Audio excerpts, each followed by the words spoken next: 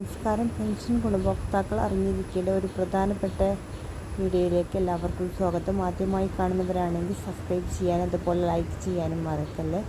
സർക്കാർ വീടുകളിലെത്തി പരിശോധന ആരംഭിച്ചു എന്നുള്ളതാണ്. അർഹതയുള്ളവർക്ക് മാത്രം ആനുകൂല്യം നൽകിയാൽ മതിയെന്ന് സർക്കാർ. ഈ സാഹചര്യത്തിൽ നിരവധി പേർ ഈ പദ്ധതിയിൽ നിന്നും പുറത്താവും. ഇതിനായി സർക്കാർ പല മാനദണ്ഡങ്ങളും പരിശോധനയ്ക്ക് വിധേയമാക്കുന്നുണ്ട്. ഇത് സംബന്ധിച്ച് സുപ്രധാന തീരുമാനം സർക്കാരിൻ്റെ ഭാഗത്തു നിന്നും പുറത്തു വന്നിട്ടുണ്ട്. സംസ്ഥാനത്ത് ബാങ്ക് അക്കൗണ്ടുകളിലേക്ക് തുക സ്വീകരിക്കുന്നവരുണ്ട്, അതുപോലെ തന്നെ കൈകളിൽ തുക സ്വീകരിക്കുന്നവരും ഉണ്ട്.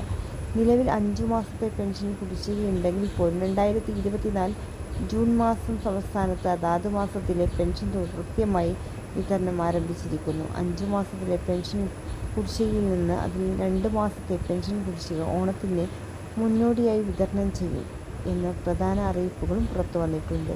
ഒരു മാസത്തിലെ പെൻഷൻ വിതരണത്തിനായി സർക്കാർ 900 കോടി രൂപ വേണ്ടിവരുന്ന സാഹചര്യത്തിലാണ്. മുമ്പുള്ളതിനെ അപേക്ഷിച്ച് ഇരട്ടി പെൻഷൻ ഗുണഭോക്താക്കൾ ഉള്ള സാഹചര്യത്തിലാണ് ഏറ്റവും അർഹതപ്പെട്ടവരെ മാത്രം കണ്ടെത്തി സർക്കാർ പരിശോധനയ്ക്ക് ആരംഭിക്കുന്നത്. അർഹതയില്ലാത്ത ഒരുപാട് ഗുണഭോക്താക്കൾ പെൻഷൻ പട്ടികയിൽ ഉൾപ്പെടുത്തിയിട്ടുണ്ട് എന്ന പരാതിയുടെ അടിസ്ഥാനത്തിലാണ് ഏറ്റവും പുതിയ വിതരണ ലിസ്റ്റ് തയ്യാറാക്കുന്നത്. പറ്റുന്ന നിരവധി പരാതികളാണ് തദ്ദേശ സ്ഥാപനങ്ങളിൽ കെട്ടിക്കിടക്കുന്നത്. ഈ അടിസ്ഥാനത്തിൽ പരാതി വന്നിട്ടുള്ള വീടുകളിലാണ് ആദ്യം ചെക്ക് ചെയ്യുന്നത്.